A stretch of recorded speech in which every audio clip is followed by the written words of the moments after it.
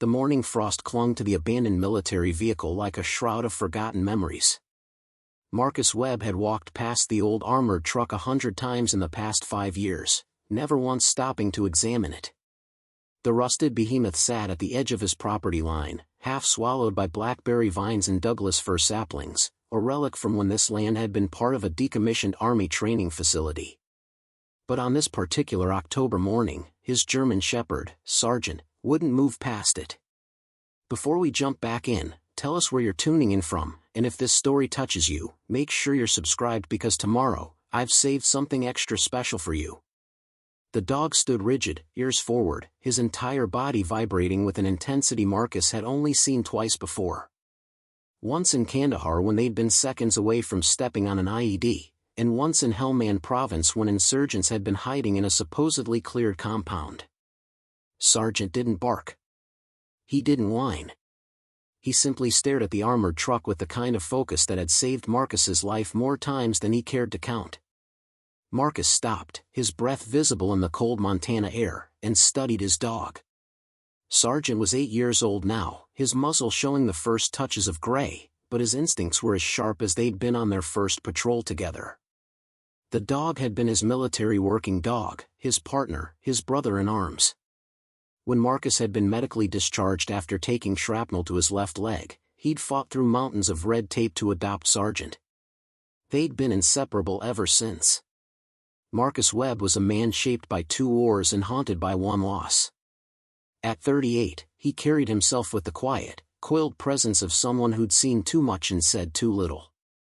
His broad shoulders and calloused hands spoke of hard physical labor, the kind he'd thrown himself into after leaving the service. His dark hair, kept military short out of habit rather than regulation, was peppered with premature gray at the temples. A thick beard, neatly trimmed, covered a jaw that was often clenched tight against memories he couldn't outrun. His eyes, a deep hazel that shifted between green and brown depending on the light, held a perpetual guardedness, the look of a man always scanning for threats that might never come. He'd been handsome once, in that all-American way that recruiting posters loved, but the years had carved lines into his face that made him look older than his age.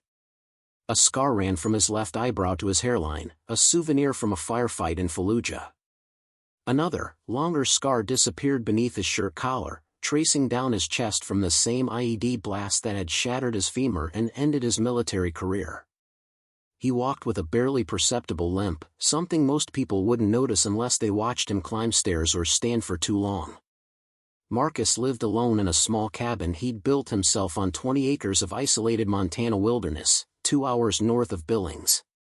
The land had been cheap, neglected, and perfect for a man who wanted nothing more than to be left alone with his thoughts and his dog.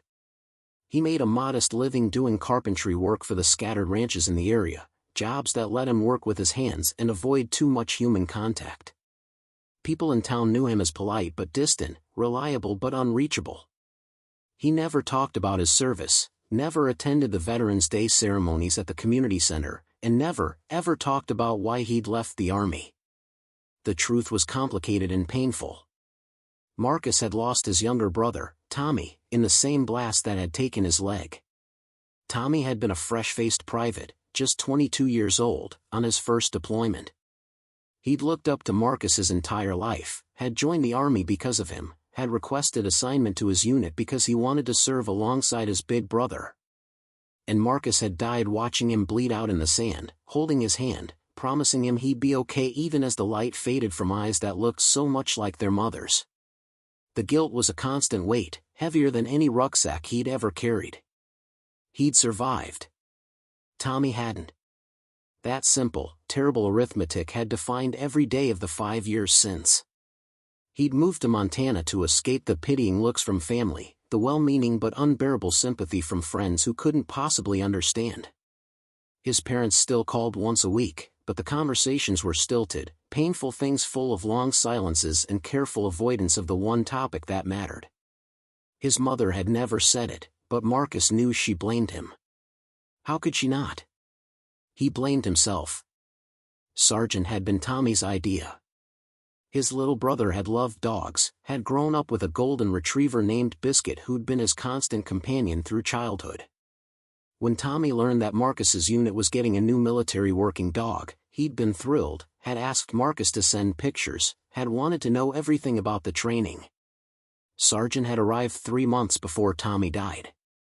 In a way, the dog was Marcus's last living connection to his brother, the last thing Tommy had been excited about, the last shared joy between them. Now, watching Sergeant fixate on the old armored truck, Marcus felt the familiar tightness in his chest that always accompanied memories of his brother. He'd been having more of them lately, probably because the anniversary was coming up.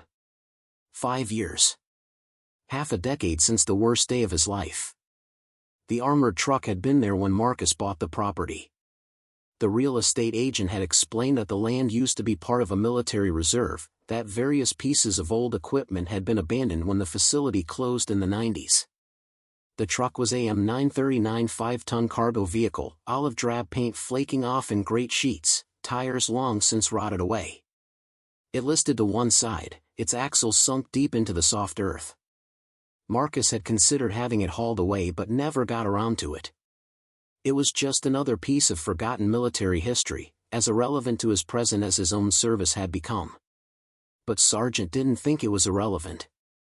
The dog took 3 steps toward the truck, stopped, looked back at Marcus, then continued forward. It was a pattern Marcus recognized. Sergeant was indicating.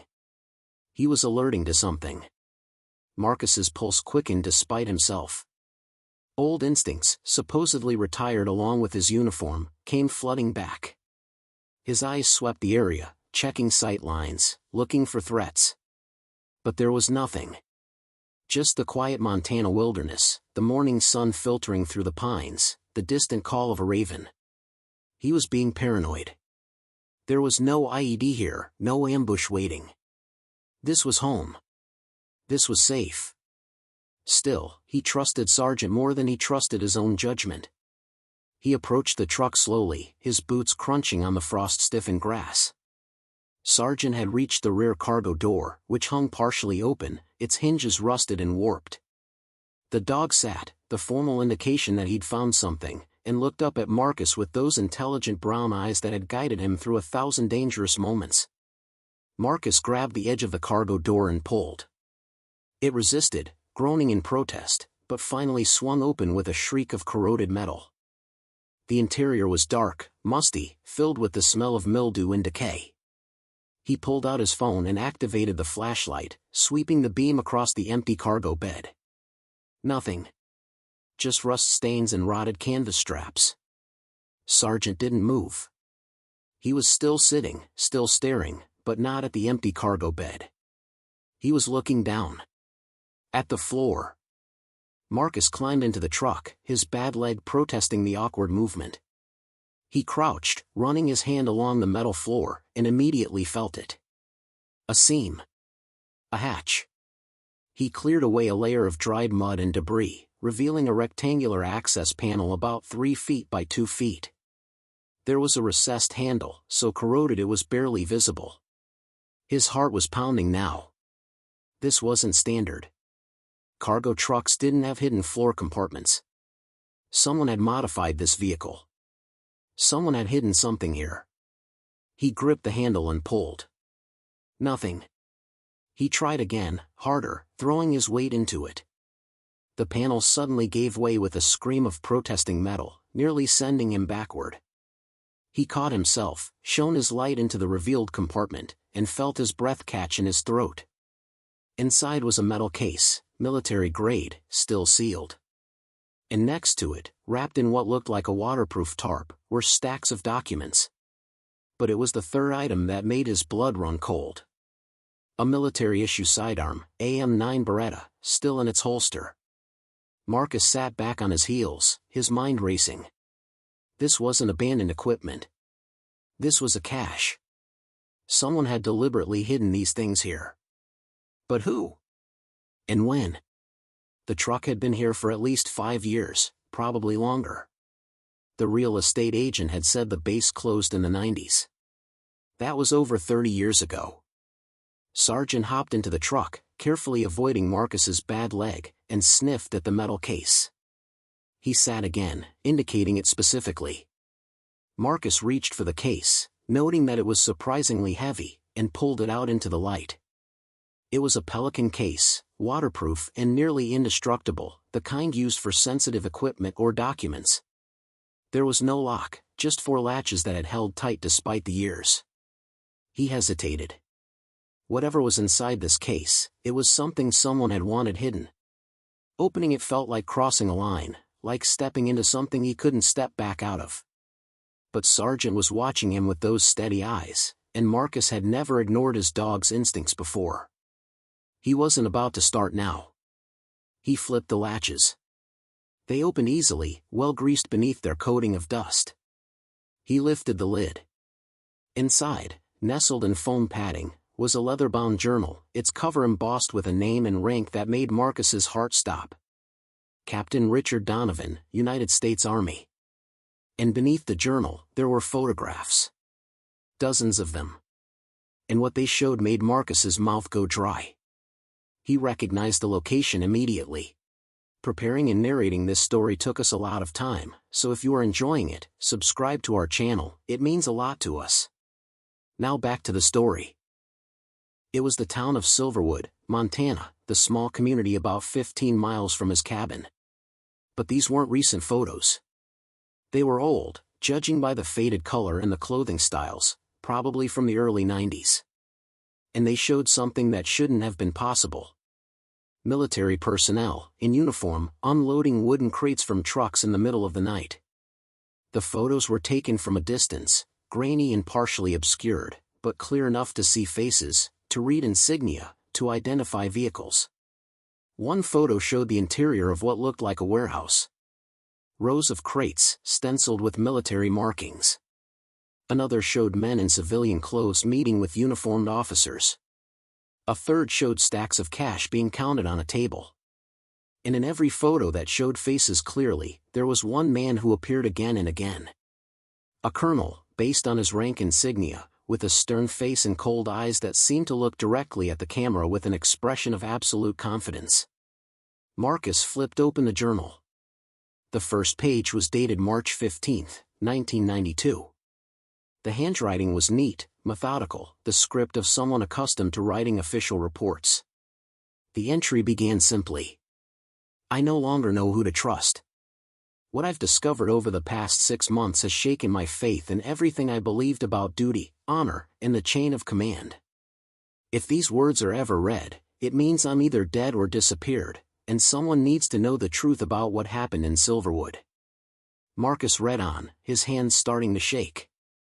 Captain Donovan had been an investigator with the Criminal Investigation Command, assigned to look into irregularities in supply shipments at the Silverwood military facility. What he'd found was a systematic operation to divert military equipment and weapons to private buyers. Rifles, ammunition, explosives, even vehicles, all disappearing from inventories and reappearing on the black market. The operation had been running for years, organized and protected by senior officers who'd gotten rich while betraying everything they'd sworn to protect. But it was worse than simple theft. Donovan had traced some of the weapons to militia groups, to domestic terrorists, to organized crime. He'd documented meetings, recorded conversations, gathered evidence that would have brought down a dozen high-ranking officers and sent them to federal prison for the rest of their lives. He'd been preparing to take his findings to the Inspector General when something had happened. The journal entries became shorter, more frantic. Donovan knew he'd been discovered. He wrote about being followed, about threats made against his family, about evidence disappearing from his office. He wrote about a colonel named Theodore Brennan who seemed to be at the center of everything, a man with connections that reached far beyond a small Montana base. And in his final entry, dated June 3, 1992, Donovan wrote something that made Marcus's blood run cold. They've given me an ultimatum. I can walk away, forget everything I've seen, accept a generous early retirement, and live. Or I can pursue this investigation and die. They've made it clear my wife and daughters will die too. I don't know what to do. I've spent my entire career believing in the system, believing that justice matters, that the truth matters. But what good is the truth if speaking it gets my family killed? I'm hiding this journal, along with copies of the most damaging evidence, in the one place I know Brennan won't think to look. The old cargo truck on the northern edge of the facility, the one they use for driver training. I've created a hidden compartment in the floor. If something happens to me, maybe someday, someone will find this. Maybe someday, the truth will matter more than it does today. That was the last entry. Marcus sat in the dim interior of the truck, the journal in his hands, and felt the weight of 30 years of silence pressing down on him. What had happened to Captain Donovan? Had he taken the deal? Had he walked away? Or had he spoken up and paid the price? He pulled out his phone and searched for the name. Richard Donovan. Army. 1992, the results made his stomach turn. Captain Richard Donovan had died in a single-car accident on June 10, 1992, just 7 days after his final journal entry. His vehicle had gone off a mountain road in heavy rain, plunging 300 feet down a ravine. The official report cited excessive speed and poor visibility. No foul play was suspected. His wife and 2 daughters had attended his funeral, then moved away from Montana shortly after. There was no follow-up, no investigation, no questions asked. Marcus looked down at Sargent, who was watching him intently. The dog knew. Somehow, he knew this was important. Marcus had always trusted his partner's instincts in the field. Those instincts had kept them both alive when everything else had gone wrong. And now, those same instincts were telling him that what he'd found wasn't just an old journal. It was a bomb, ticking away for 30 years, waiting for someone to finally set it off. He carefully gathered the journal, the photographs, and the documents. He left the sidearm where it was. Whatever Donovan had been facing, Marcus wasn't going to need a weapon. Not yet. He climbed out of the truck, his legs screaming in protest, and stood in the cold morning air, staring at the evidence in his hands. This was the moment. He could put everything back, close the compartment, walk away. He could let the dead stay buried. Captain Donovan had made his choice 30 years ago, had decided that his family's safety mattered more than the truth. Who was Marcus to second-guess that decision? Who was he to dig up a past that powerful people had clearly wanted to stay buried? But then he thought about Tommy. He thought about how his little brother had believed in duty, in honor, in doing the right thing even when it was hard.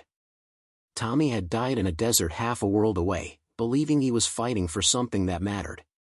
And Marcus had spent 5 years hiding in the woods, telling himself that nothing mattered, that there was no point in fighting anymore.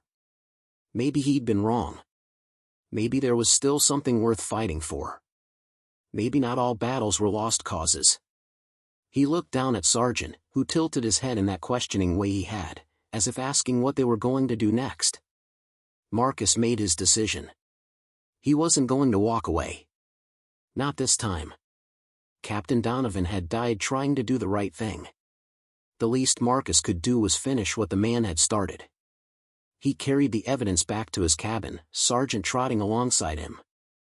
Inside, he spread everything out on his kitchen table, the morning sun streaming through the windows and illuminating 3 decades of corruption and murder. He started with the photographs, organizing them by date and subject.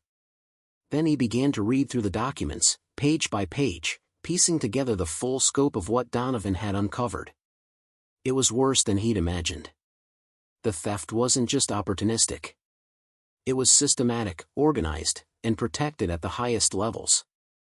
Donovan had documented shipping manifests that didn't match inventory records, requisition orders for equipment that never arrived, payments to shell companies that existed only on paper.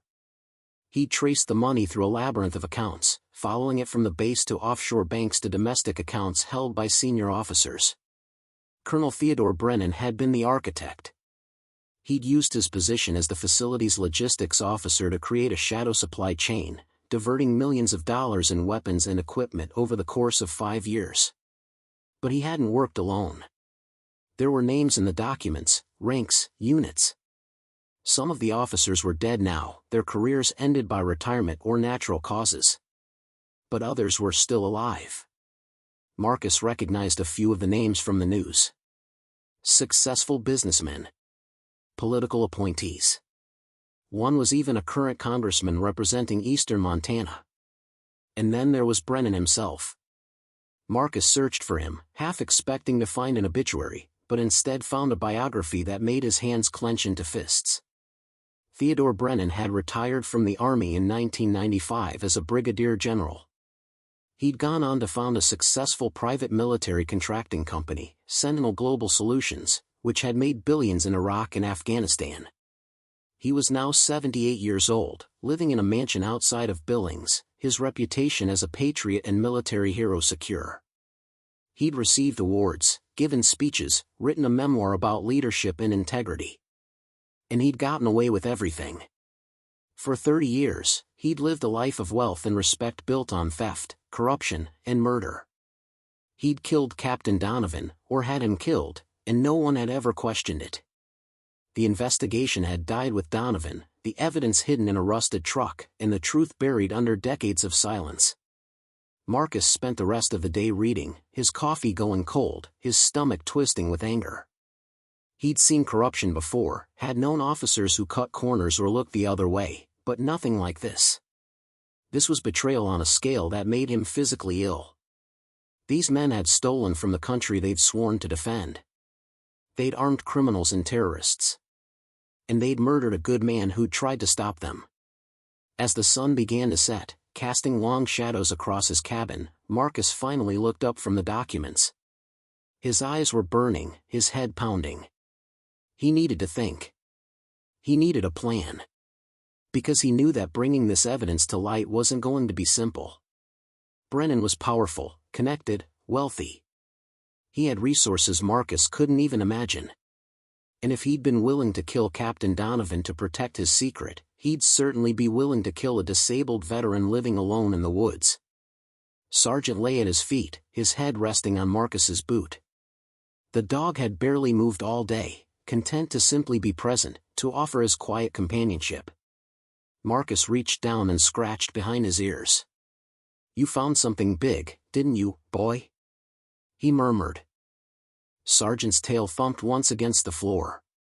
Marcus thought about what Tommy would do.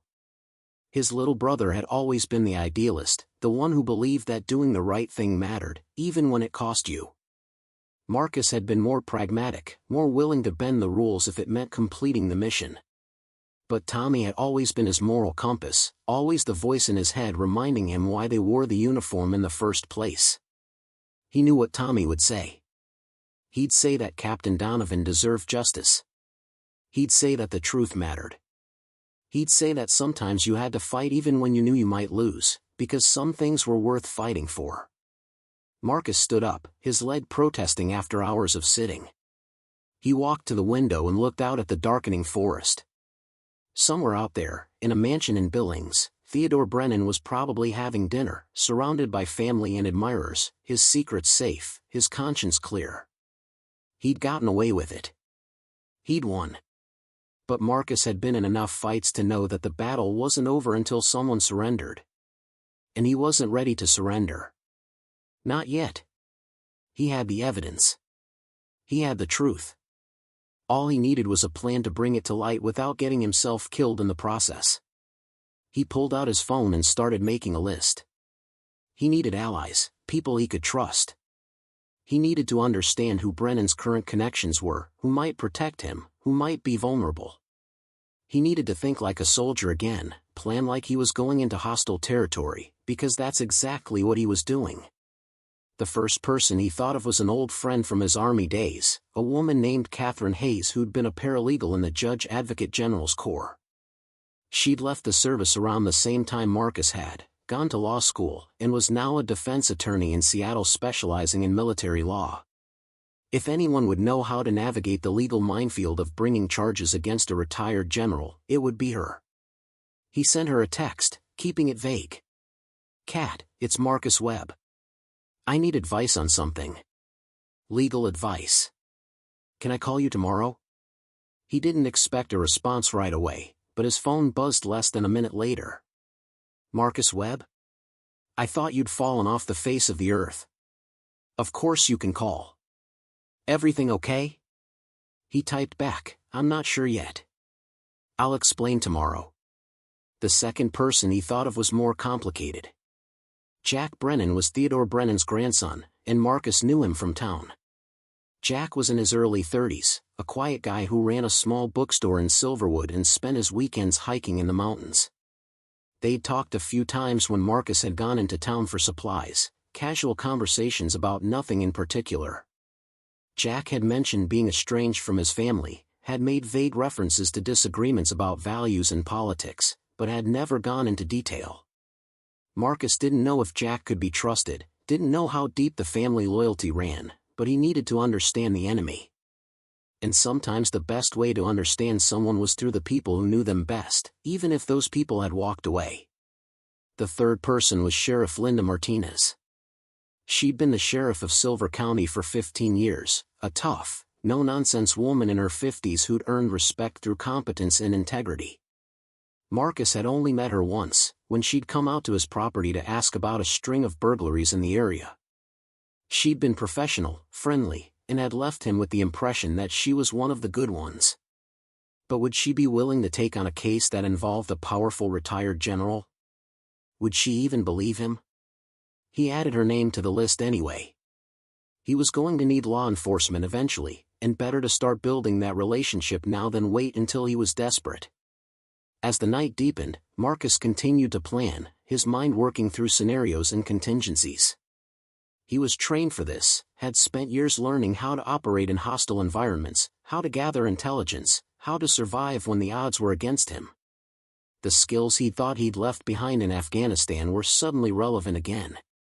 Sergeant shifted at his feet, letting out a soft sigh. The dog was getting old, Marcus realized. 8 years was senior for a military working dog, especially one who'd spent years in combat zones. He'd earned his retirement, earned the right to spend his remaining years in peace. And here Marcus was, about to drag them both into another war. Maybe that's what I am now, Marcus thought. A man who can't stop fighting, even when the war is over. But this wasn't about him. This was about Captain Richard Donovan, a man who'd died trying to do the right thing. This was about Tommy, who believed that service and sacrifice meant something. This was about all the soldiers who'd trusted their leaders and been betrayed. And maybe, just maybe, it was about Marcus finally finding something worth fighting for again. Something that mattered more than his guilt, more than his isolation, more than his carefully constructed walls of solitude. He looked down at the evidence spread across his table, 3 decades of secrets illuminated by the warm glow of his lamp. Tomorrow, he would start making calls. Tomorrow, he would begin the process of bringing Theodore Brennan's empire of lies crashing down. Tomorrow, the hunt would begin. But tonight, he allowed himself to simply sit with the weight of what he'd found, to honor the memory of a captain he'd never met who'd been brave enough to stand up to corruption even knowing it might cost him everything. Captain Donovan had hidden his evidence in a rusted truck in the middle of nowhere, a desperate last gamble that someday, someone would find it and care enough to act. Well, Marcus had found it. And he cared. And he was going to act. He closed the journal gently, running his hand over the worn leather cover. "Rest easy, Captain," he whispered to the empty room. "I'll finish what you started." Sergeant lifted his head, his amber eyes reflecting the lamplight, and Marcus could swear the dog understood. They'd been through hell together before. They'd survived when others hadn't. And they'd do it again, because that's what soldiers did.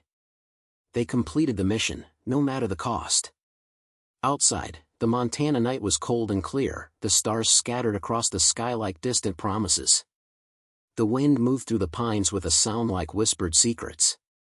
And in a cabin in the woods, a veteran and his dog prepared for a battle that had been waiting 30 years to be fought, a battle for truth, for justice, and for the memory of all the good people who'd been betrayed by those they'd trusted most. The story was far from over. In fact, it was only just beginning. Morning arrived with a phone call that Marcus almost didn't answer. The number was unfamiliar, a Seattle area code, but when he let it go to voicemail and listened to the message, he recognized Catherine Hayes's voice immediately.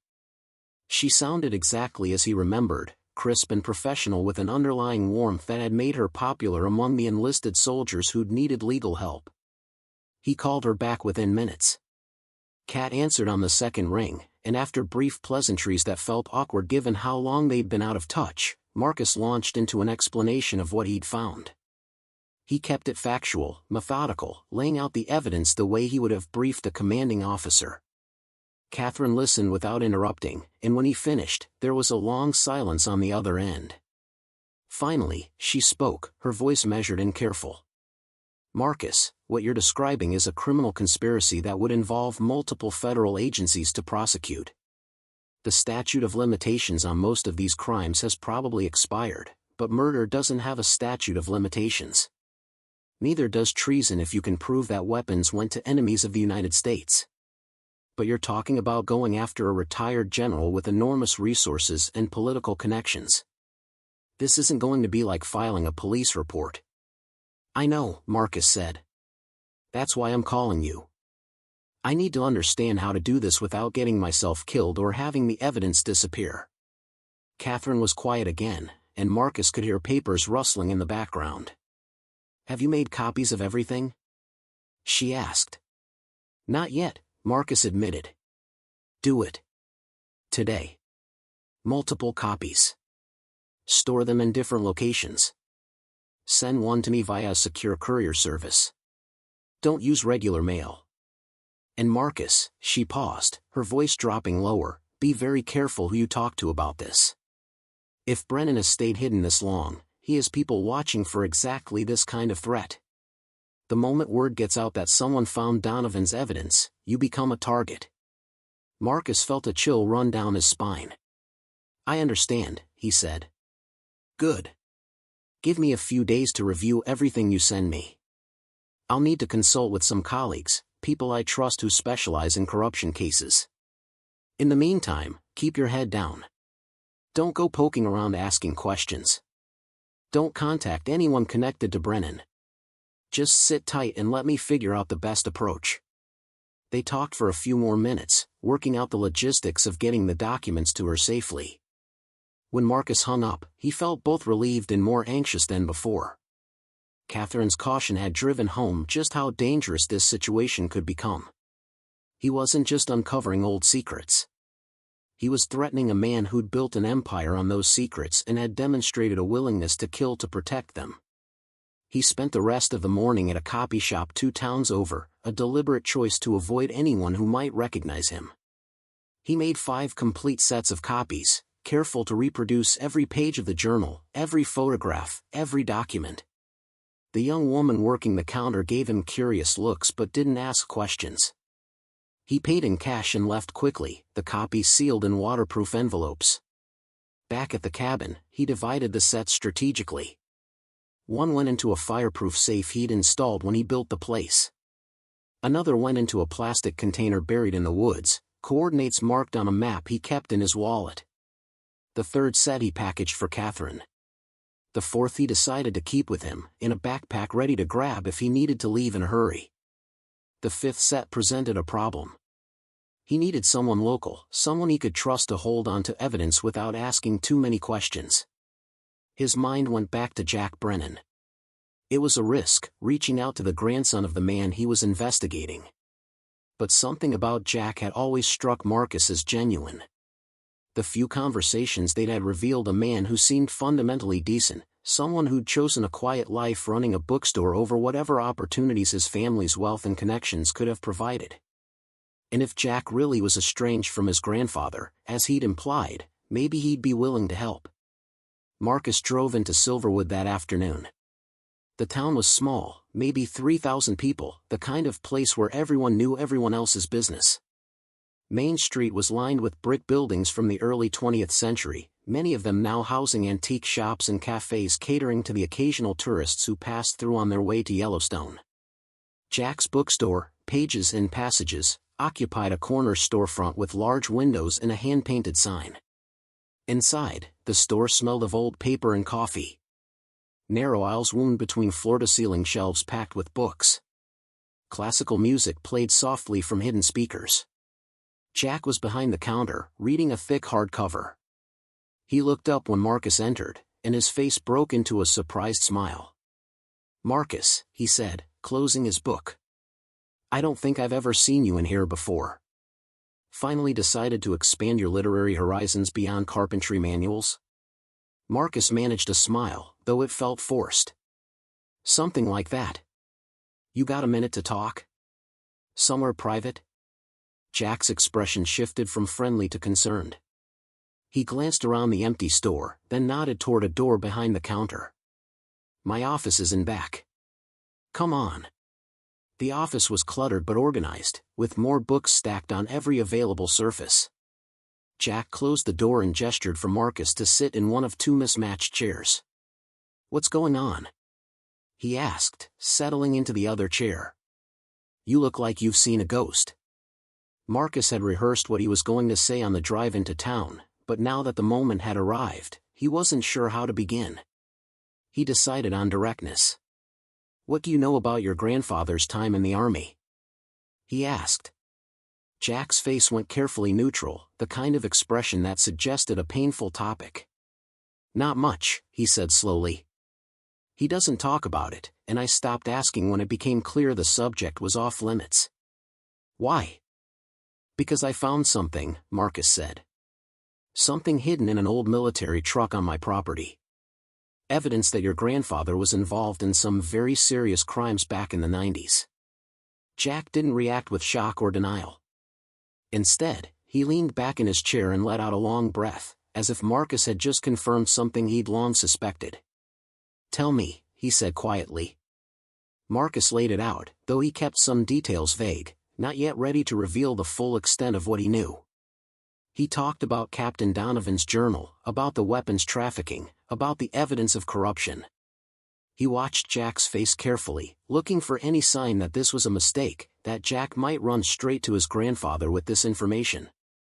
But Jack just listened, his expression growing darker with each revelation. When Marcus finished, Jack stood and walked to the window, staring out at Main Street. My grandfather is not a good man, he said finally, his voice tight. I've known that for a long time. I just didn't know the specifics. He turned back to Marcus. When I was a kid, I worshipped him. He was this decorated war hero, successful businessman, everybody loved him. But as I got older, I started seeing cracks in the facade. The way he treated people he considered beneath him. The casual cruelty. The absolute certainty that rules didn't apply to him. By the time I was in college, I realized I didn't want to be anything like him. That's why you're here? Marcus asked, gesturing at the bookstore. Running a bookstore in a small town instead of working for his company? Jack nodded. I wanted to build something that was mine, something that had nothing to do with his money or his name. We haven't spoken in 5 years. He considers me a disappointment, and I consider that a compliment. Marcus felt some of the tension leave his shoulders. If you're telling the truth, then I need your help, he said.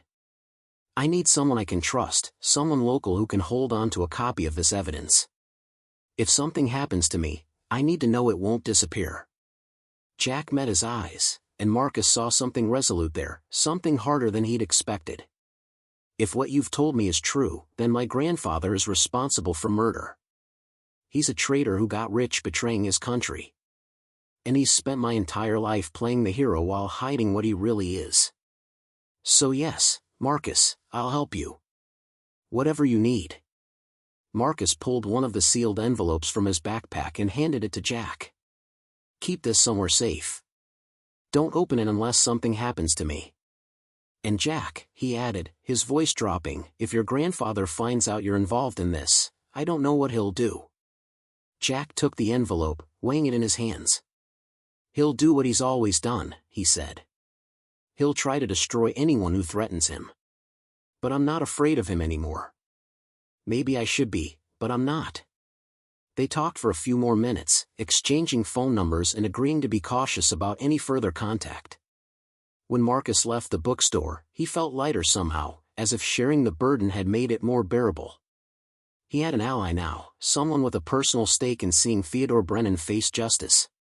The drive back to his cabin took him past the old military facility, now just a fenced-off area with rusted warning signs and overgrown buildings. Marcus pulled over and sat looking at it, trying to imagine what it had been like 30 years ago when Donovan had been gathering his evidence. The captain had been so methodical, so careful, documenting everything he could find. But in the end, it hadn't saved him. Brennan had been too powerful, too well connected.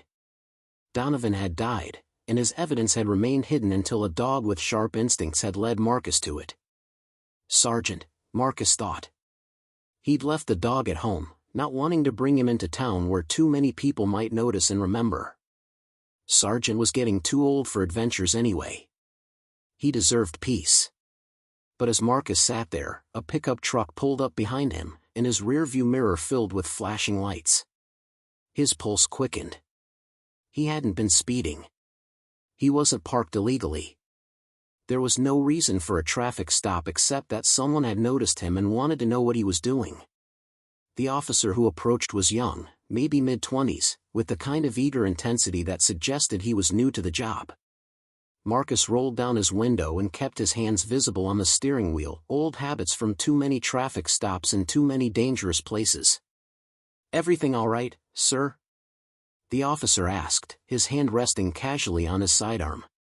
"Just pulled over to check my phone," Marcus said evenly. "Didn't want to text and drive."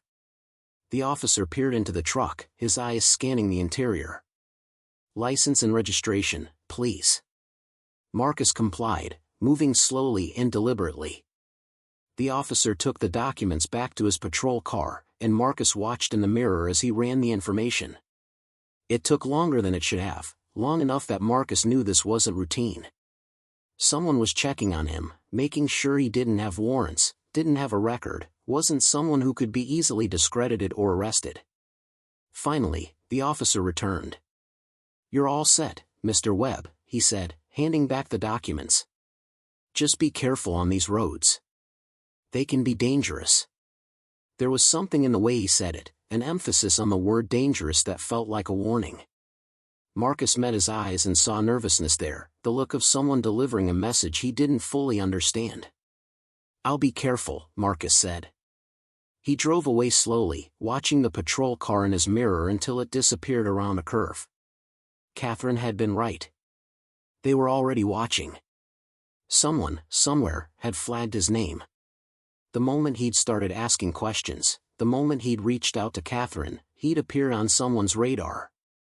Back at the cabin, Sergeant greeted him with the enthusiasm of a dog who'd been alone for hours. Marcus sat on the floor and let the dog climb half into his lap, something Sergeant hadn't done since he was a puppy.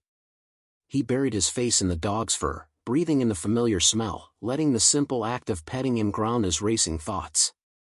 He was in over his head. He knew it. This wasn't like combat, where the enemy was clear and the mission was defined. This was shadows and whispers, powerful people pulling strings he couldn't see. Catherine was right that he needed to be careful, but being careful might not be enough.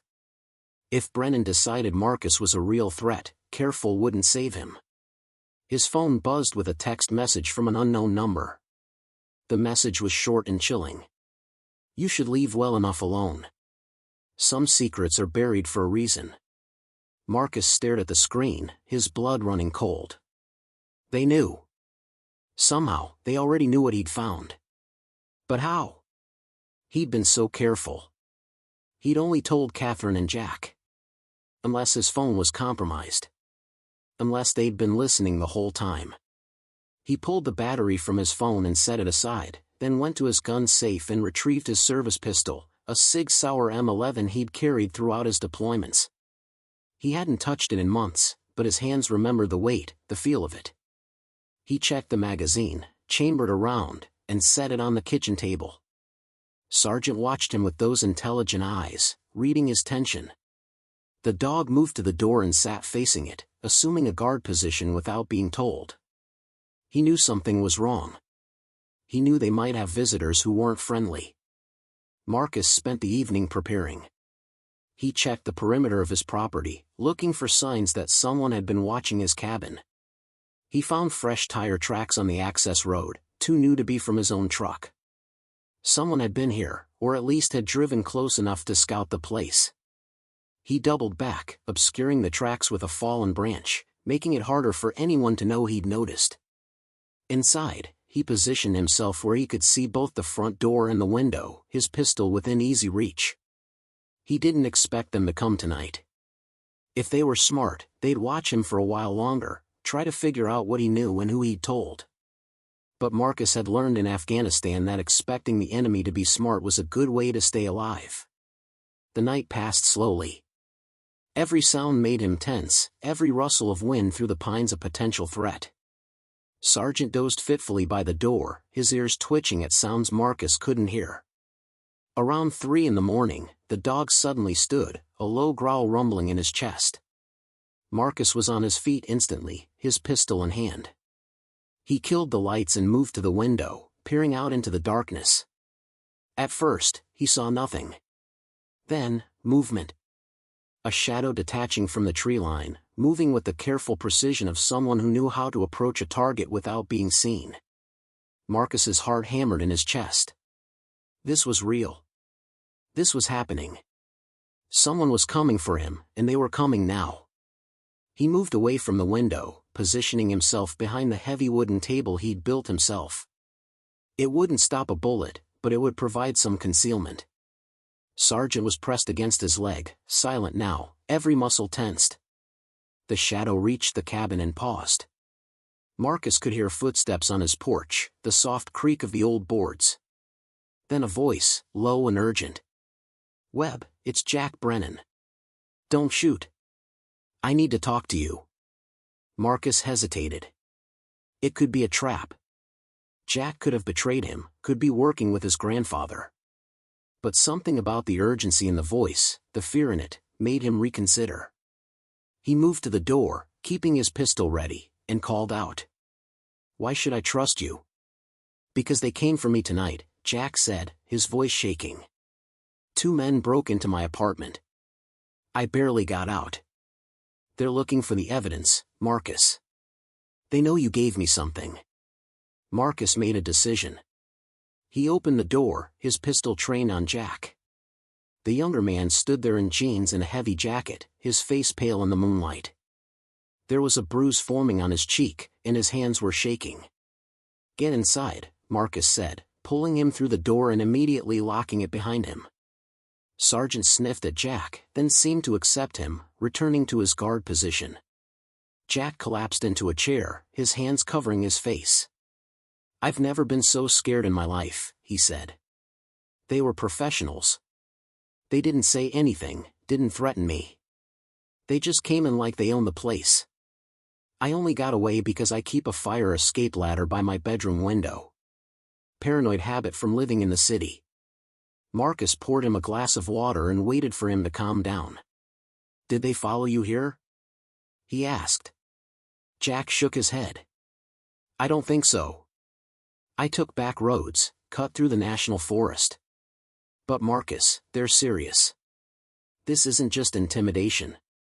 They're willing to kill for this." "I know," Marcus said grimly. "The question is, what do we do about it?" Jack looked up at him, his eyes clearer now. "We go public. We take everything to the media, to the FBI, to every agency that will listen. We flood the zone.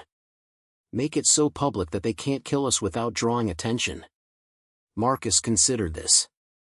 It was the opposite of Catherine's advice to keep quiet and let her build a legal case. But Catherine didn't know that they'd already been compromised, that Brennan's people were already moving against them. Maybe going loud was the only option left. "I need to make a call," Marcus said.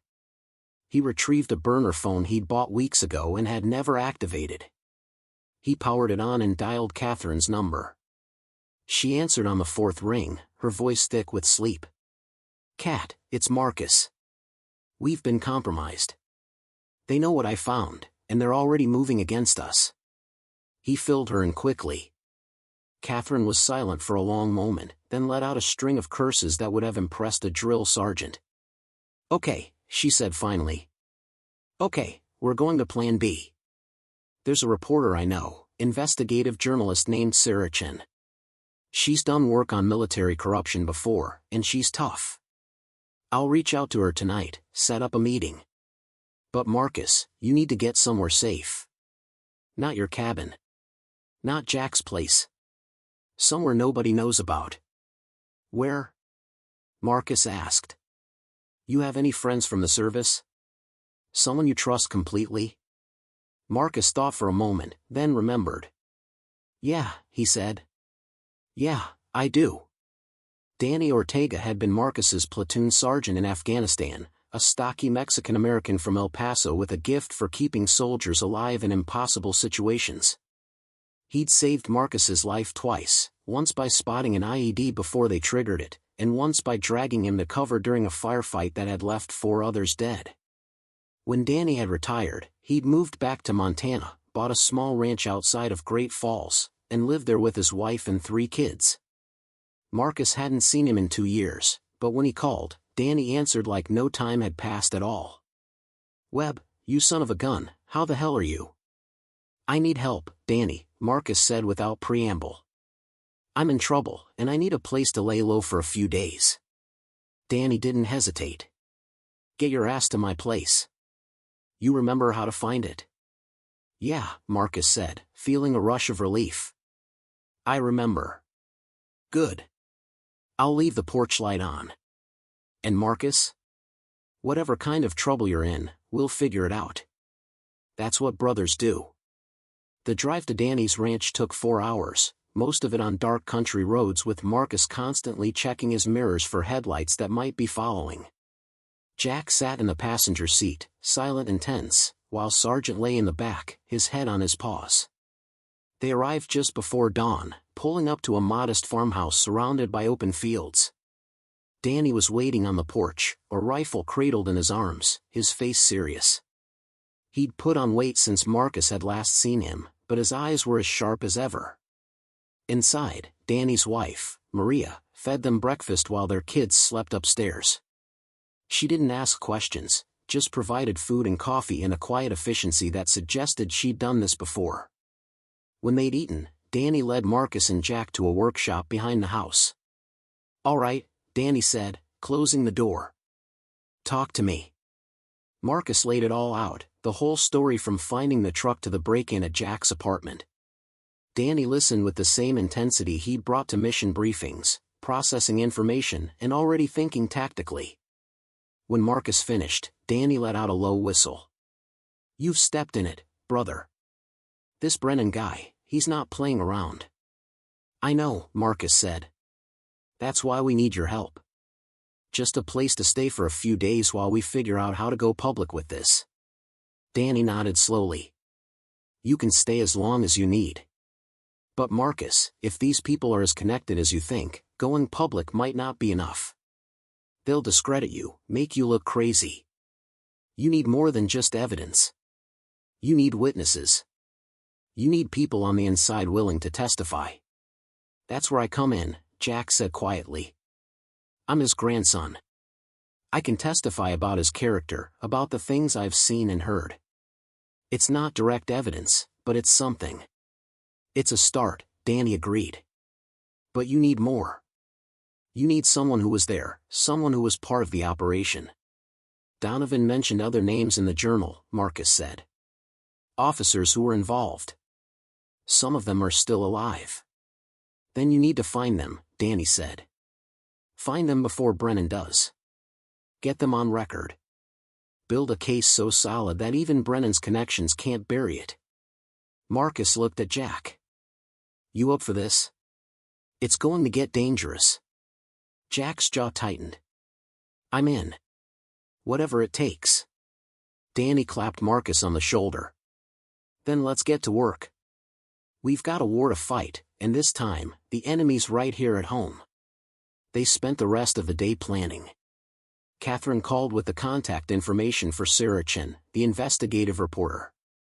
She'd agreed to meet with them in 2 days at a secure location.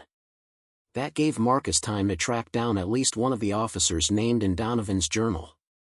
The first name on the list was Lieutenant Colonel James Patterson, who'd been the facility's executive officer under Brennan.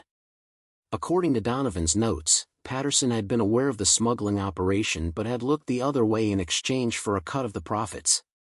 A quick internet search revealed that Patterson had retired to Boise, Idaho, where he ran a small security consulting firm.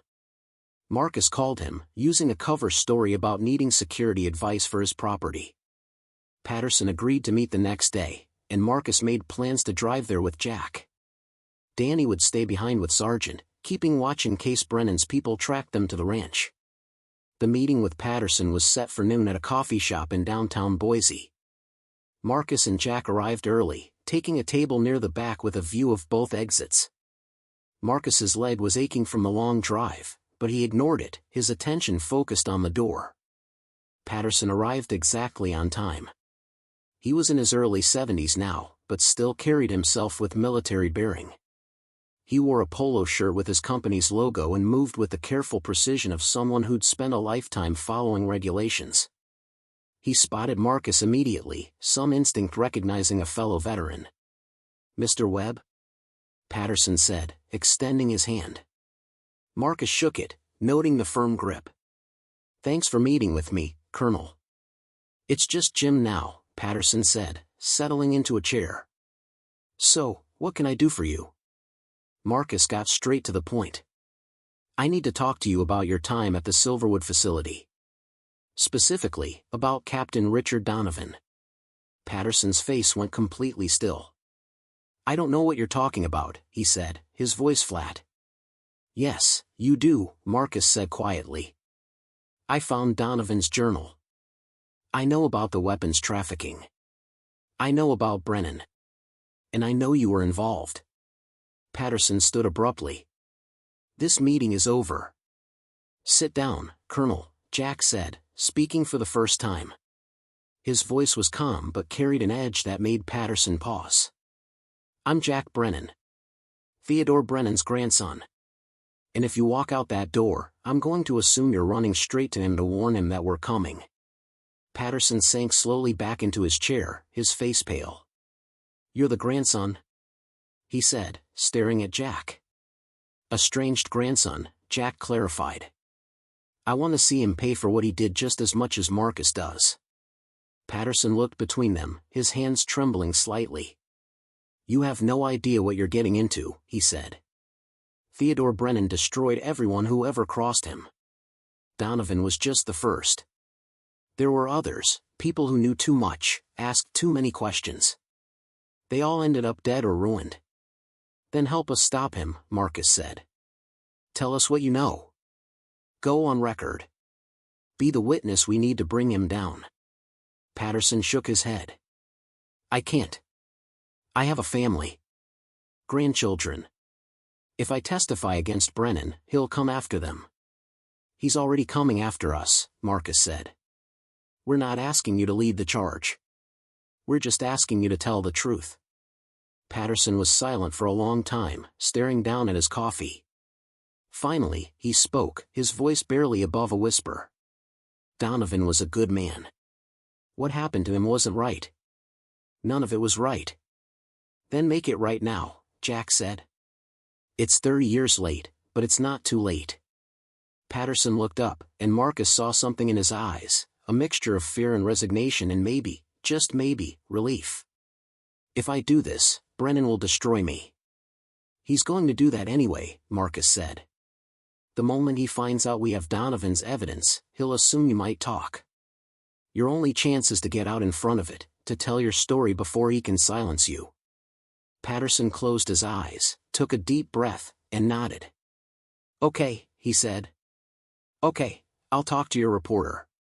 But I want protection. I want guarantees that my family will be safe." "We'll make sure of it," Marcus promised, though he wasn't entirely sure how he'd keep that promise. They talked for another hour, Patterson providing details that filled in gaps in Donovan's journal. He described how Brennan had run the operation, using his authority to falsify records and redirect shipments. He named other officers who'd been involved, some of whom were still alive. And he confirmed what Marcus had suspected, that Donovan's death had been murder made to look like an accident. When they finally left the coffee shop, Marcus felt like they'd won a small victory. They had a witness, someone who could corroborate Donovan's evidence. It wasn't everything, but it was something. The drive back to Danny's ranch was tense. Marcus kept checking his mirrors, half expecting to see a tail, but the road behind them remained empty. Jack was quiet, staring out the window, lost in thought. When they pulled up to the ranch, Danny was waiting on the porch, his rifle conspicuously absent but his posture tense. "We've got a problem," he said as Marcus climbed out of the truck. "What kind of problem?" Marcus asked. "The kind with a badge. Sheriff came by an hour ago, asking about you. Said there was a warrant out for your arrest. Something about threatening Theodore Brennan." Marcus felt ice in his veins. "That's impossible. I've never even met Brennan." "Doesn't matter," Danny said. "They're setting you up, making you look like some unstable veteran with a grudge. If you get arrested, that evidence disappears. You disappear. Then we move up the timeline," Marcus said. "We meet with the reporter tomorrow instead of waiting. We get this story out before they can stop us." Danny nodded. "I'll call Catherine, have her set it up. But Marcus, you need to be ready for this to get ugly. Once that story breaks, there's no going back." "I know," Marcus said, looking down at Sargent, who'd jumped out of the truck and was pressing against his leg. The dog looked up at him with those trusting eyes, and Marcus felt a wave of fierce protectiveness. He'd started this to honor Captain Donovan's memory, to finish what a good man had died trying to do. But now it was about more than that. It was about proving that truth still mattered, that justice was still possible, that powerful men couldn't just kill with impunity and expect their secrets to stay buried forever. He knelt and scratched behind Sargent's ears. "We're going to see this through, boy," he murmured. "Whatever it takes." The dog's tail wagged once, a simple gesture of faith that somehow made Marcus feel stronger. They'd survived Afghanistan together. They'd survived grief and loss and all the dark days that had followed.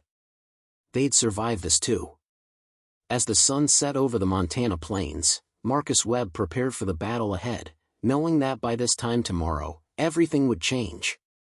The truth was about to come out, and Theodore Brennan's 30-year reign of lies was about to end. Saracen arrived at Danny's ranch just after dawn, driving a nondescript sedan and carrying a laptop bag that looked more like armor than leather.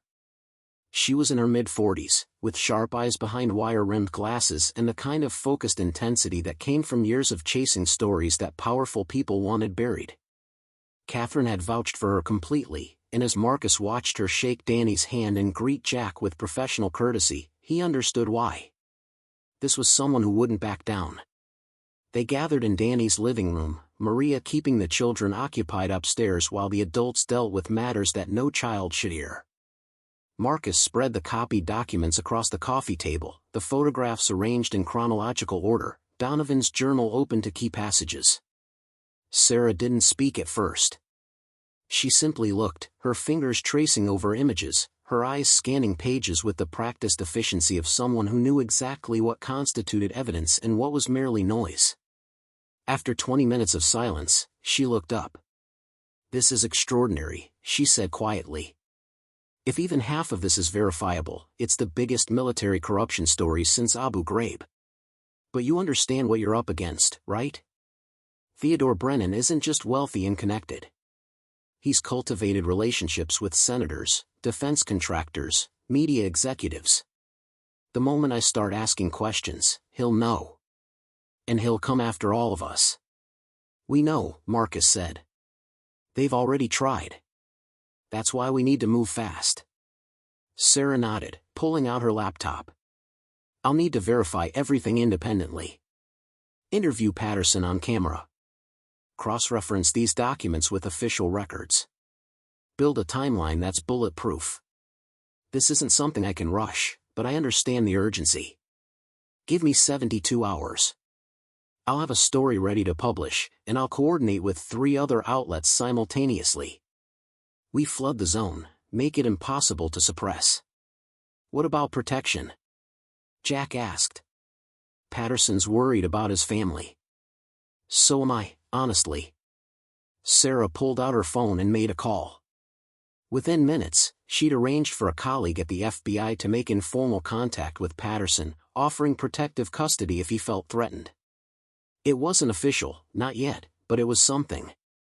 She made another call, this one to a lawyer who specialized in whistleblower cases, setting up a consultation for Marcus and Jack. The woman was efficient, Marcus had to give her that.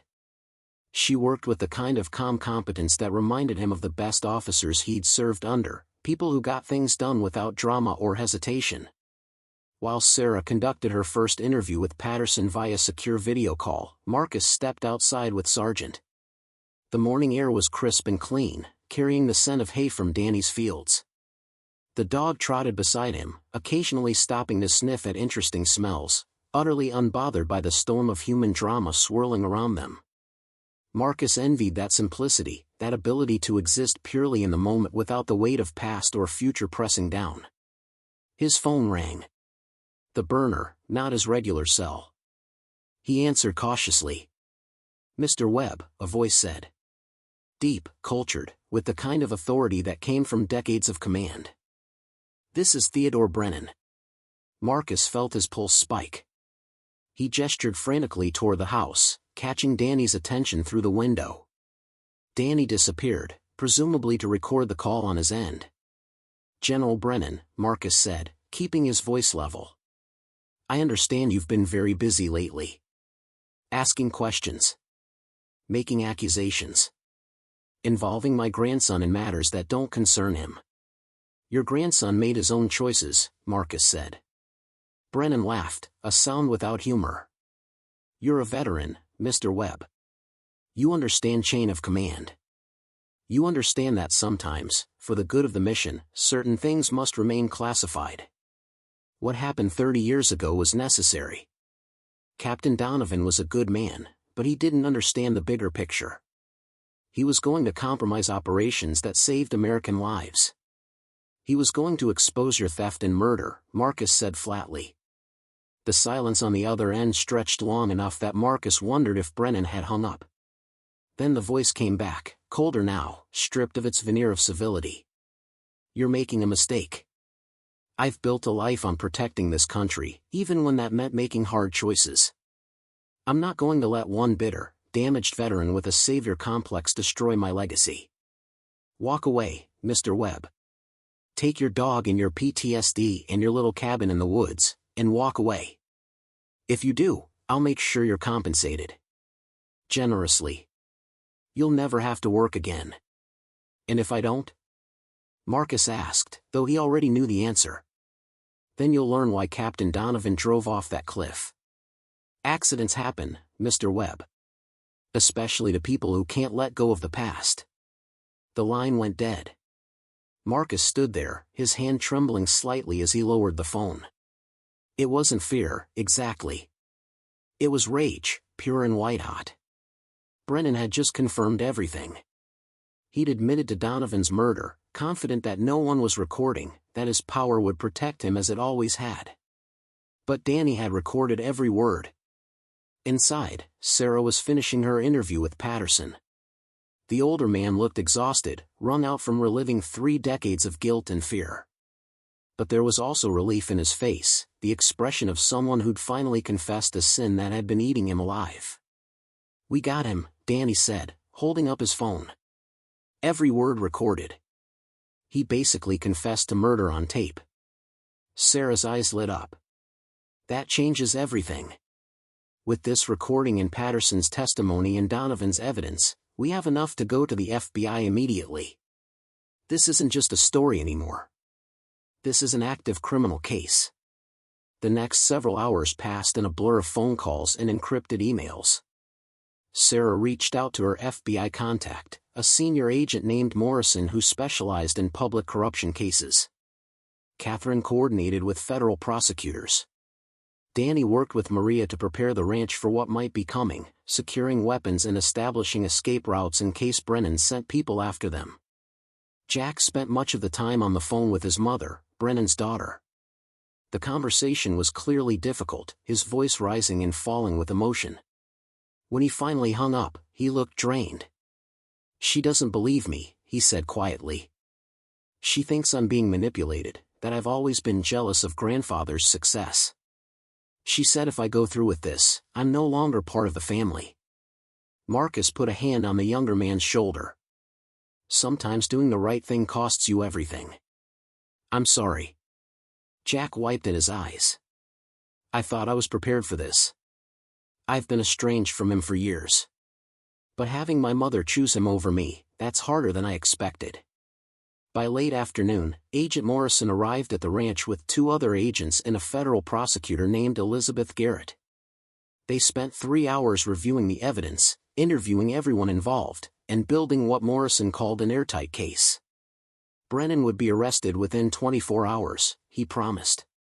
They'd secure warrants for his home and business, freeze his assets, and move quickly enough that he wouldn't have time to flee or destroy evidence. But as the sun began to set, casting long shadows across Danny's fields, Marcus felt uneasy. It was all happening too smoothly, too easily. Brennan was a man who'd evaded justice for 30 years. He'd murdered Donovan, built an empire on stolen weapons, and corrupted everyone who got close to the truth. Would he really go down without a fight? The answer came just after dark. Sargent, who'd been dozing by the fireplace, suddenly leapt to his feet, a growl rumbling deep in his chest. The dog ran to the front window, his hackles raised, his body rigid with tension. Danny grabbed his rifle. Marcus pulled his sidearm. The FBI agents drew their weapons, moving to cover positions. Outside, they could hear the sound of vehicles approaching, multiple engines, moving fast. Everyone down, Morrison shouted, hitting the lights. The house plunged into darkness. Through the windows, Marcus could see headlights, 3 vehicles, maybe 4, coming up the long driveway. They weren't trying to be subtle. They were coming in hard. Federal agents, Morrison shouted through the closed door. Drop your weapons and show your hands. The vehicles stopped about 50 yards out. Doors opened.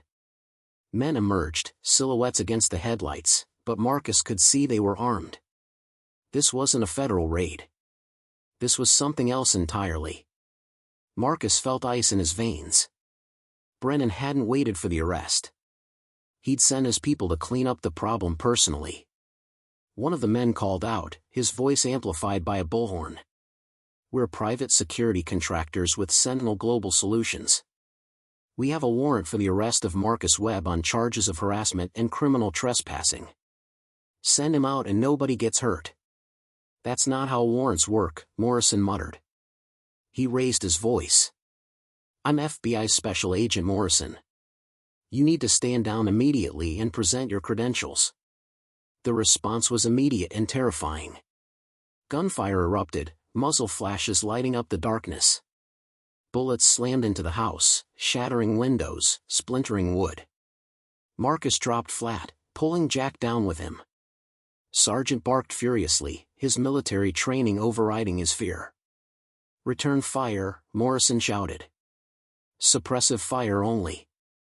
The FBI agents opened up, their weapons barking in the confined space of the living room. The attackers scattered, taking cover behind their vehicles. For a moment, there was a lull, both sides reassessing. Danny crawled over to Marcus. We've got maybe 20 minutes before local law enforcement shows up. These guys know it. They're going to try to finish this fast. Where are Maria and the kids? Marcus asked, his heart pounding. Storm cellar out back. They're safe. Another volley of gunfire ripped through the house. One of the FBI agents cried out, clutching his shoulder. Garrett, the prosecutor, was on her phone, screaming for backup, for local police, for anyone who could help. Marcus made a decision. He couldn't let this turn into a siege. Couldn't let Danny's home become a war zone. He grabbed his backpack, the one with the evidence, and crawled toward the back door. What are you doing? Jack hissed. Drawing them away, Marcus said. They want me, so I'll give them a target. You stay here. Make sure that evidence gets to the right people.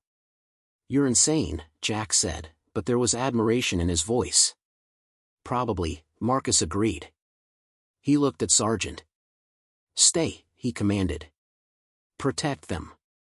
The dog whined, clearly unhappy with the order, but he obeyed, pressing himself against Jack's side. Marcus slipped out the back door, moving low and fast through the darkness. He could hear the attackers repositioning, trying to flank the house. He circled wide, using the workshop as cover, making his way toward where the vehicles were parked. He reached the first truck, a black SUV with tinted windows. The keys were still in it, the engine running. The attackers had been confident this would be quick and easy. Marcus climbed in, threw it into gear, and floored the accelerator. The SUV surged forward, its headlights catching 3 men by surprise. They dove aside as Marcus roared past, then swung the vehicle around in a tight arc, heading for the main road. Behind him, he could hear shouting, see muzzle flashes as they opened fire on the departing vehicle.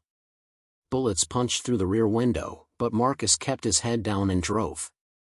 He made it to the main road and turned south, away from town, away from help, leading them into the open country where this could end without collateral damage. 2 sets of headlights appeared in his mirror, giving chase. Good. They'd taken the bait. The chase lasted 20 minutes, a high-speed run through dark Montana back roads that Marcus knew better than his pursuers. He pushed the SUV hard, taking curves at speeds that made the tires scream, putting distance between himself and the chase vehicles. But they were persistent, and they had better vehicles, purpose-built for pursuit. Eventually, Marcus saw what he'd been looking for. An old logging road that led up into the mountains, narrow and treacherous. He took it without slowing, the SUV bouncing over ruts and rocks. The chase vehicles followed, but they were heavier, slower on the rough terrain. Marcus drove until the road became impassable, then bailed out, grabbing his backpack and disappearing into the forest. He could hear them behind him, shouting, coordinating. They'd abandoned their vehicles and were coming after him on foot. This was his element now. He'd spent years learning to move through hostile territory, to navigate in darkness, to survive when outnumbered. His bad legs screamed in protest, but he ignored it, pushing through the pain. He climbed higher into the mountains, using the terrain to his advantage, leading them away from Danny's ranch, away from everyone he cared about. He found a defensive position among some rocks overlooking the trail. He had maybe 10 minutes before they caught up. He pulled out the burner phone and called Agent Morrison. "This is Webb," he said when the agent answered. "I drew them off. There are at least 6 of them following me into the mountains east of your position. Get everyone to safety and send backup to my location.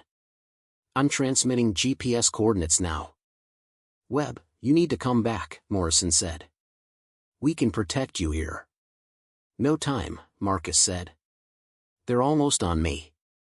Just make sure that evidence gets to the right people. And tell Sergeant," he paused, his throat tight, "tell him he's a good boy." He hung up before Morrison could argue. Then he settled into wait, his weapon ready, his breathing steady. He'd been in worse situations. Had faced longer odds. He'd survived Afghanistan. He could survive this. The first attacker came into view 10 minutes later, moving carefully up the trail. Marcus let him pass, waiting for the others. 2 more appeared, then 3 more. 6 total, just as he'd estimated. They were professionals, moving with tactical precision, covering each other's advance. Marcus waited until they were all in the kill zone, then opened fire. His first shots took down the lead man. The others scattered, returning fire, bullets sparking off the rocks around Marcus. He shifted position, moving to a secondary location he'd already scouted, firing again. The firefight was brief and brutal. Marcus's military training, combined with his knowledge of the terrain, gave him an edge. He wounded 2 more before they could establish a defensive position. The remaining 3 retreated down the trail, regrouping. Marcus used the lull to change position again, climbing higher. His leg was on fire now, the old shrapnel wound protesting every movement. He could feel blood soaking through his jeans where the wound had reopened. But he kept moving, kept fighting. The 3 remaining attackers came at him from different angles, trying to flank him. Marcus took out 1 more before his position was compromised. He rolled aside as bullets chewed up the ground where he'd been lying. He returned fire, driving them back, then moved again. It went on like that for what felt like hours but was probably only minutes. A deadly game of cat and mouse in the dark Montana mountains. Marcus was bleeding, exhausted, his ammunition running low. But so were they. And in the distance, he could hear sirens. Backup was coming. The two surviving attackers heard it too. They withdrew, disappearing into the darkness, more interested in escape than revenge. Marcus let them go, too tired to pursue. He slumped against a tree, breathing hard, and waited for the cavalry to arrive. The next few hours passed in a haze. Paramedics tended to his leg. State police secured the scene. FBI agents collected evidence, photographed everything, built a case that would be impossible to refute. Marcus answered questions mechanically, too tired to care about the implications. Agent Morrison found him as they were loading him into an ambulance. "You're either the bravest or the stupidest man I've ever met," the agent said, but there was respect in his voice. "Maybe both." "Did you get him?" Marcus asked. "Brennan?" Morrison smiled. "We picked him up 2 hours ago, right after his people attacked the ranch. He's in federal custody, charged with conspiracy to commit murder, weapons trafficking, and about a dozen other felonies. His lawyers are already screaming, but with everything you gave us, he's not walking away from this." Marcus closed his eyes, feeling relief wash over him. "It's over?" "The criminal case is just beginning," Morrison said. "But yeah, Marcus. It's over. You did it." At the hospital in Great Falls, Marcus woke to find Jack sitting in a chair beside his bed, reading a book. The younger man looked up when Marcus stirred. "You scared the hell out of us," Jack said quietly. "Sergeant wouldn't stop whining until Morrison confirmed you were alive." "Where is he?" Marcus asked. "With Danny. They're keeping him there until you're released. Which, according to the doctors, should be tomorrow if you promise to take it easy." Marcus nodded, then asked the question that had been weighing on him. "Your grandfather?" "Arrested, charged, and according to the news, pretty much everyone he ever knew is running away from him as fast as they can. The story broke this morning. Sarah's article went viral. 3 senators have called for investigations. The Pentagon's opening a full review of Sentinel Global Solutions." Jack smiled, but it was sad. "My mother called. She said she was sorry. Said she should have listened to me years ago." Over the next few days, the story exploded across national media. Sarah Chen's investigation, combined with the FBI's evidence and Patterson's testimony, painted a devastating picture of corruption that had lasted 3 decades. Theodore Brennan's empire collapsed almost overnight. His company's stock plummeted. Partners fled. Political allies deleted old photos and claimed they'd barely known him. Captain Richard Donovan's name was cleared. The Army issued a formal apology to his family, acknowledging that he'd been a hero who'd died trying to expose corruption. His daughters, now middle-aged women with families of their own, gave tearful interviews thanking Marcus for giving their father justice. Marcus was released from the hospital to a media circus. Cameras and reporters crowded the parking lot, shouting questions. He ignored them all, climbing into Danny's truck with his friend's help. They drove back to the ranch in silence, the weight of everything that had happened settling over them. Sergeant was waiting on the porch. The moment Marcus climbed out of the truck, the dog bounded down the steps, tail wagging furiously, pressing his entire body against Marcus's legs. Marcus knelt, ignoring the pain in his leg, and wrapped his arms around his partner. "Good boy," he whispered. "You're such a good boy." The legal proceedings took months. Brennan was indicted on dozens of charges. Patterson turned state's evidence, as did 2 other former officers who'd been part of the original conspiracy. The case was airtight, built on Donovan's meticulously gathered evidence and corroborated by modern investigation. Marcus testified at the trial, describing how he'd found the hidden compartment, what the journal had contained, how the investigation had unfolded. He was calm and factual, letting the evidence speak for itself. Jack testified too, providing context about his grandfather's character, his willingness to destroy anyone who threatened him. The jury deliberated for less than a day. Guilty on all counts. Theodore Brennan, once a celebrated military hero and successful businessman, was sentenced to life in federal prison. His appeals were denied. His empire was dismantled, his assets seized to compensate his victims. 6 months after it all began, Marcus stood at a small ceremony at Arlington National Cemetery. Captain Richard Donovan's grave had been relocated there, given the honor it deserved. His daughters were present, along with other family members. A small honor guard fired a salute. Taps played across the quiet grounds. After the ceremony, Donovan's eldest daughter approached Marcus. She was in her 50s now, with kind eyes that reminded him of her father's photograph.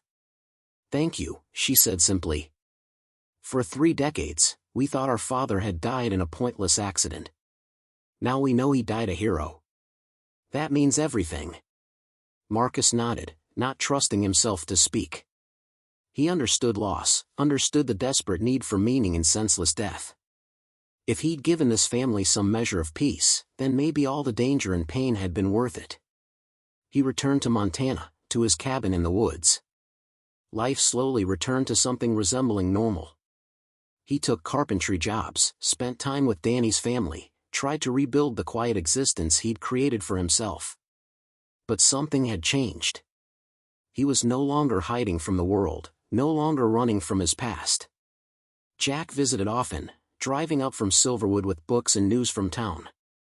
They'd developed an unlikely friendship, bonded by shared trauma and the knowledge that they'd done something that mattered. Jack's bookstore had become more successful, ironically benefiting from his association with the scandal. He used the extra money to fund a scholarship in Captain Donovan's name. Sarachan won awards for her reporting. Catherine Hayes made partner at her firm, her reputation enhanced by her role in the case. Agent Morrison was promoted.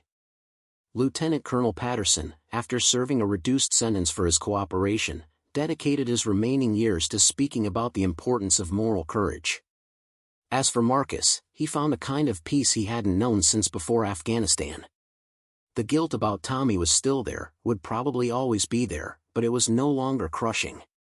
He'd honored his brother's memory by fighting for justice, by refusing to let powerful men bury the truth. He'd completed the mission Captain Donovan had started, finished what a good man had died trying to do. On a clear autumn morning, exactly 1 year after Sargent had led him to the hidden compartment in the armored truck, Marcus walked out to the old vehicle. It was still there, rusted and overgrown, a monument to secrets that were finally revealed. He stood looking at it for a long time, Sargent patient at his side. They'd found something remarkable here, something that had changed multiple lives and brought down a man who'd thought himself untouchable. And it had all started with a dog's instinct, with the unwavering loyalty of a partner who'd never stopped watching out for his human. Marcus knelt and pulled Sargent close. "You saved more than my life, you know," he said quietly. "You saved my soul." The dog's tail thumped against the ground, content simply to be with his person, to share this moment of peace. They stayed there for a while, veteran and dog, surrounded by the quiet Montana wilderness that had become their home. Later that afternoon, Marcus received a package. Inside was a letter from one of Captain Donovan's daughters, and a photograph. The letter thanked him again, expressing gratitude that would clearly last the rest of her life. The photograph showed a young Captain Donovan in dress uniform, smiling confidently at the camera, a man who'd believed in duty and honor and had paid the ultimate price for those beliefs.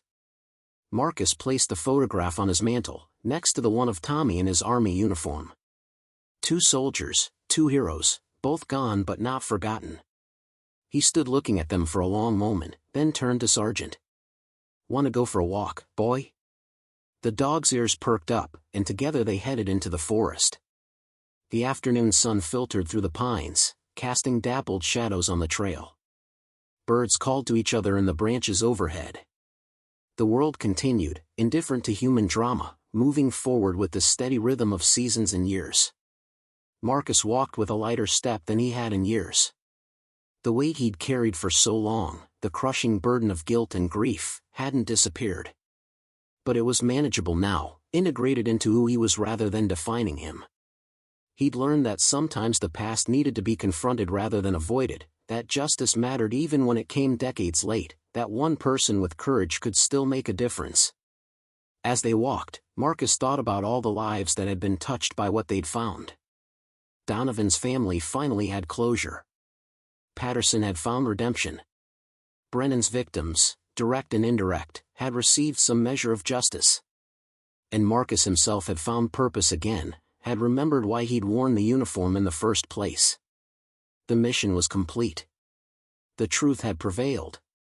And for the first time since his brother's death, Marcus Webb felt like he could finally breathe.